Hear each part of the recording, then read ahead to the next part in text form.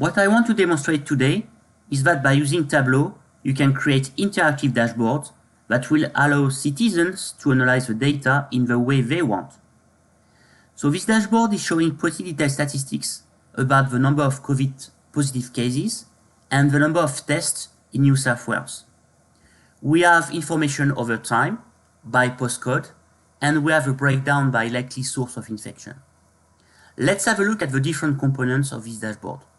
On the left, you see a map that is showing the information by suburb. That clearly helps to identify the hotspot. On the top right, we have a suburb sorted based on the number of cases. Then next, we've got the case over time. And here you can clearly see the first wave and the little tiny wave this winter. And for both these charts, we actually have a breakdown by the likely source of infection.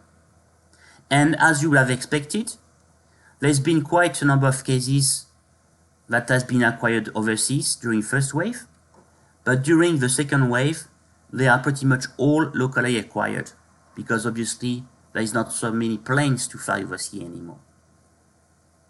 And last, you can see the number of tests, and you can see that it's been trending up since March when tests been available. And we can also see these little dips during each weekend. So I will just see that we can actually go back and forth in between the Sydney area and New South Wales. And if I'm switching back to New South Wales, you can see that even areas which are in the regional areas been impacted.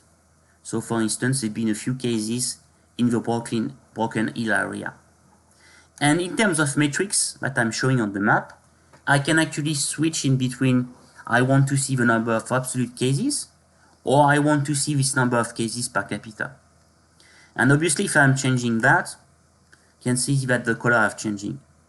So if I'm switching to number of cases, for instance, and surprisingly, you can see that's more cases around the populated area. And so probably it's better to show it per capita. So let's zoom in back to Sydney. And now what we can clearly see is that the hotspots are all located in the eastern suburb. And I can actually put my mouse on one of the suburbs, and now I can see that I've got access to very detailed KPIs. So I've got the number of cases per million people, I've got the number of days with cases, which is 31 here, and I've got also statistics about the number of tests that have been performed for 1,000 people, and the number of positive tests. And I can select this particular suburb, and now I can understand when the cases has occurred into that suburb. And again, we can see that pretty much all the cases been detected during the first wave, and during the second wave, sorry, there's only been 1 cases per day for 4 consecutive days. I can do the same kind of analysis at the LGA level, and see the insights are pretty much the same. So no big difference among the different cities of that particular local area. So you may ask then, maybe we have a lot of positive cases here, because there's been more tests. So to check that, we can actually change the metric again. And instead of showing the number of cases per capita, I can actually show the number of tests per capita. And now we can clearly see that my assumption is not correct. In fact, there have been much less tests performed into the eastern suburb than in some of the suburbs in the north, like here. And I can double check that by showing the number of positive tests, or the percentage of positive tests. Let's now do another kind of analysis. Maybe I want to analyze what has happened during the second wave, or after the end of the first wave. So I can select these dates here, and I can switch back to the number of cases per capita. And now we can clearly see that the picture is very different. So the eastern suburb has been much less impacted during the second wave. And now we can clearly see that the hotspot is more in the west of Sydney, in particular into the Parramatta area.